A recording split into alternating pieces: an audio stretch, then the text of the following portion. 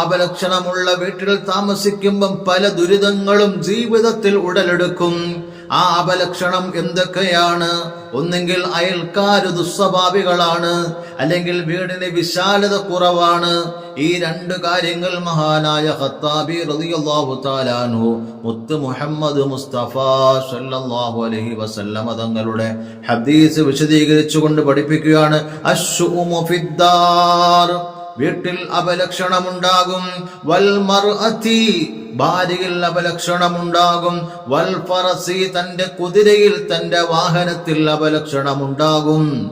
ഇങ്ങനെ അപലക്ഷണമുണ്ടായാൽ അത് ചേഞ്ച് ചെയ്യാവുന്നതാണ്, വീട് മാറ്റിയെടുക്കാവുന്നതാണ്, ഭാര്യനെ ത്വലാഖ് ചെല്ലാവുന്നതാണ്, സേവകനെ വാഹനത്തിനെയൊക്കെ മാറ്റിയെടുക്കാവുന്നതാണ്.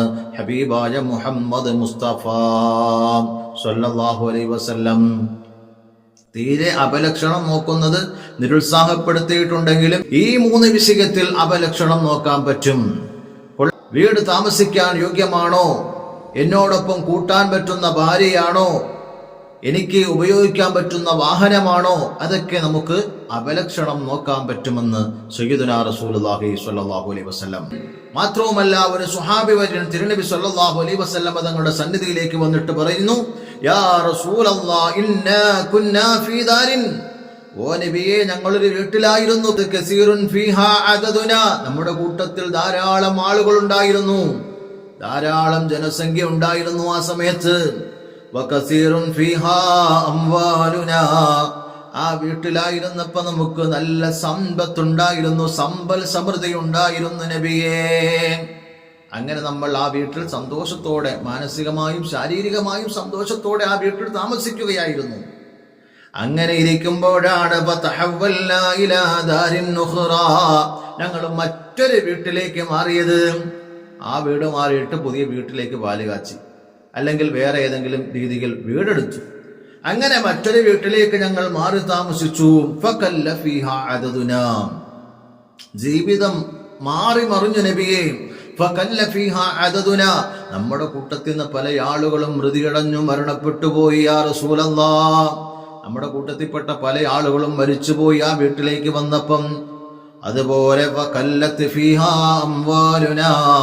നമ്മൾ സമ്പത്ത് പരിപൂർണമായും കുറഞ്ഞു നബിയെ. സമ്പത്ത് തീരെ ഇല്ലാതെയായി. മറ്റേ വീട്ടിലായിരുന്നപ്പം നല്ല സമ്പൽ സമൃദ്ധിയായിരുന്നെങ്കിൽ ഈ വീട്ടിലേക്ക് വന്നപ്പോ നമ്മള് ദാരിദ്ര്യം കൊണ്ട് മൂടി, നമുക്ക് വല്ലാത്ത പ്രതിസന്ധിയായി, ദാരിദ്ര്യത്തിലായി പോയി. ഈ വർത്തമാനം കേട്ടപ്പോൾ തിരുനബി സല്ലല്ലാഹു അലൈഹി വസല്ലം തങ്ങൾ ഇവിടുന്ന് പറഞ്ഞു, ആ വീട് താമസിക്കാൻ കൊള്ളില്ല, ആ വീട്ടിനെ നിങ്ങൾ ഉപേക്ഷിച്ചിട്ട് മറ്റൊരു വീട്ടിലേക്ക് താമസം മാറലാണ് ഉചിതം എന്ന് സയ്യിദുനാ റസൂലുള്ളാഹി സ്വല്ലല്ലാഹു അലൈഹി വസല്ലം. ചില വീടുകൾ അങ്ങനെയാണ്, താമസിക്കാൻ കൊള്ളാത്ത വീടുകൾ. ആ വീട് നമുക്ക് ചെന്ന് കയറുമ്പോൾ തന്നെ എന്തെങ്കിലുമൊക്കെ പ്രതിസന്ധി ഉണ്ടായാൽ അപ്പോൾ തന്നെ ആ വീട് മാറിയിട്ട് പഴയ വീട്ടിലേക്കോ അല്ലെങ്കിൽ മറ്റൊരു വീട്ടിലേക്കോ താമസം മാറലാണ് വേണ്ടത്. അല്ലാതിരുന്നാൽ നമുക്ക് പ്രശ്നങ്ങൾ രൂക്ഷമാകും, പ്രതിസന്ധി കൂടും, നന്മകൾ വിഭാടനം ചെയ്യേണ്ടി വരും. അതൊരിക്കലും പാടില്ല. നേരെ മറിച്ച് മറ്റൊരു വീടെടുക്കലായിരിക്കും ഏറ്റവും ഖൈർ എന്ന് സയ്യിദുനാ റസൂലുള്ളാഹി സ്വല്ലല്ലാഹു അലൈഹി വസല്ലം.